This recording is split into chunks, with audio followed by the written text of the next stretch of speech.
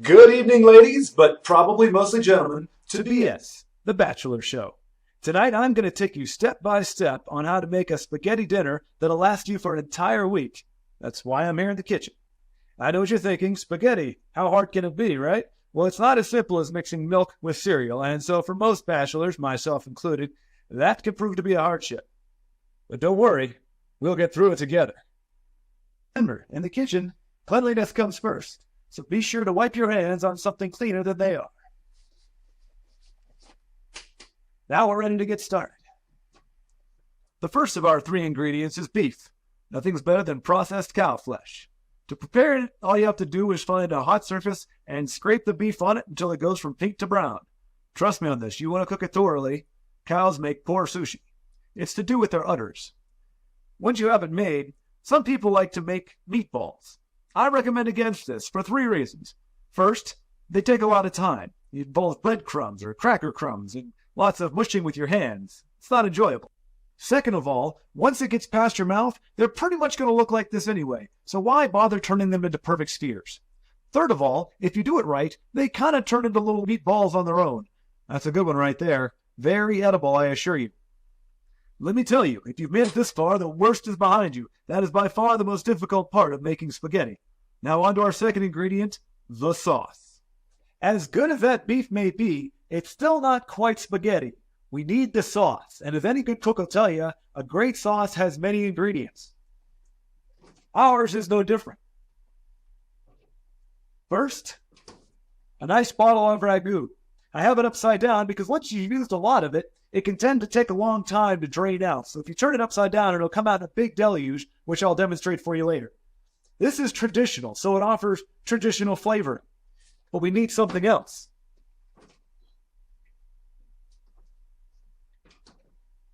Classico spaghetti sauce. Also turned upside down to keep it from dribbling out. We want it to come out fast and strong.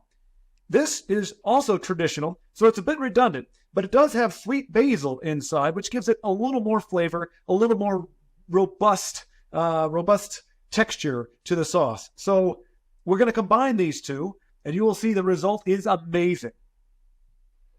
All right, we've added our Classico. Now it's time for the traditional ragu.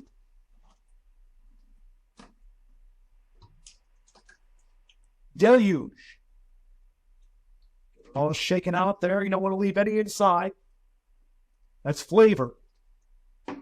Okay, so there you have it. A nice mixture. Now, it's not done yet. We're going to use this whisk to mix them together.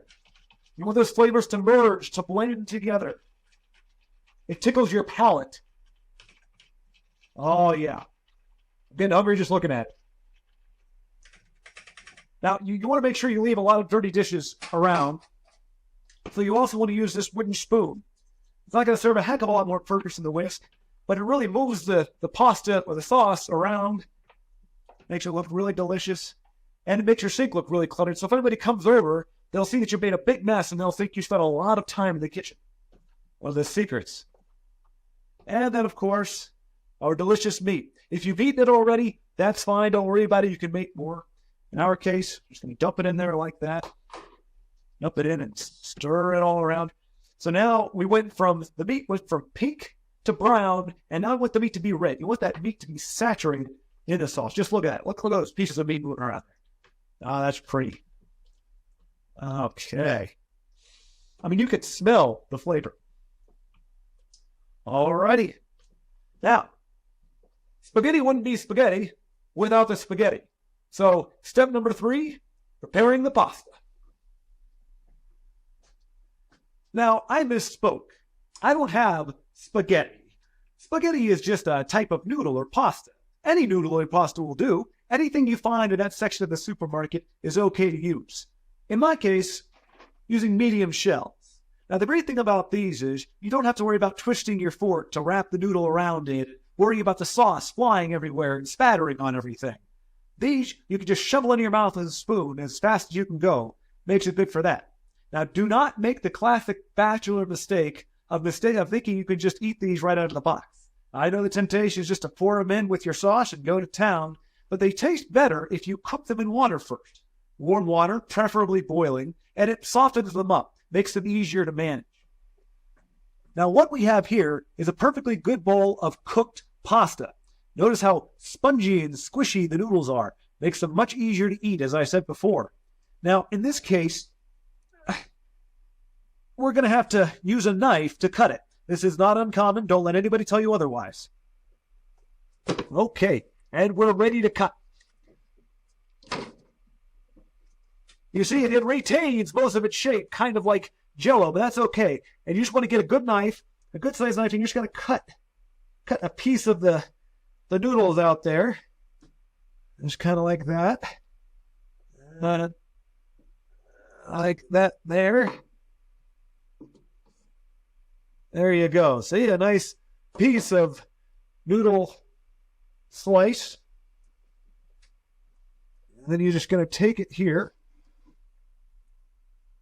and just kind of crumble it. You're just going to crumble it in there. Crumble it in like that. You might really have to work it with your fingers. Get a little bit more in here. And the good thing, once you get the whole big pile loosened up, pretty soon it just starts to fall off on there. Just like peeling an artichoke, I guess. Kind of like that. Now we've got our sauce, our meat, and our noodles. And you want to mix them together. Pull out any hairs that may have accumulated during your cooking. And you just mix it around. You want to, again, turn the noodles red, just like you did with the meat. You're going to turn them red. And once you've thoroughly saturated them, it's time to cook. So we come over here to the stove, and the first thing you want to do is check all the dials and make sure they're turned off. You can put your hand over the burners, put your hand in the oven, make sure that there's no heat coming out of there. The last thing you want to do is leave this puppy on. It'll jack up your electric bill. Once you're done with that, it's time to go to the microwave. Congratulations, you're almost there. All that remains is to cook this spaghetti. Now, the microwave is a bachelor's best friend, second perhaps only to Mr. George Foreman. Now, it's very, very important, after you have equally distributed the sauce, the meat, and the pasta. Watch them. You want to make sure to cover it with a piece of plastic or paper towel, because once this food gets warm, it's going to pop. And the last thing you want is for that sauce to pop all over your microwave and make you look really messy. You open the door, set it aside, and for a portion this size, a single serving, you pretty much want to cook it for about 1 minute and 11 seconds. It's going to depend on your microwave. You just have to kind of gauge it as it goes. If you hear it starting to pop, typically that means that it really is warm enough or hot enough for you to eat. But you may have to just stick your finger in there and test it out. So we're going to put it on for 111 and get ready to eat. Now that you've made a fantastic meal, it's time to spice it up with whatever you can find around the house. Experiment. Remember, you made a week's worth, so it might start to taste a little redundant after a while. Anything you can add is going to add a lot of vitality and taste to your meal. Oh, yeah. Just dump it in there. You can't go wrong. Be sure to take time to enjoy the meal you just prepared. Don't be afraid to spruce it up a little. In this case, a dish of non-spaghetti spaghetti, I recommend a bottle of red vitamin water. To wash it down, always be sure to be civilized.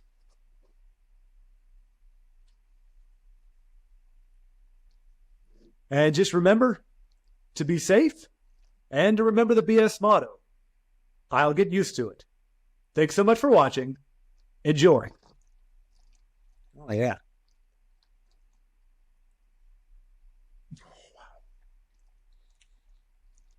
Fantastic.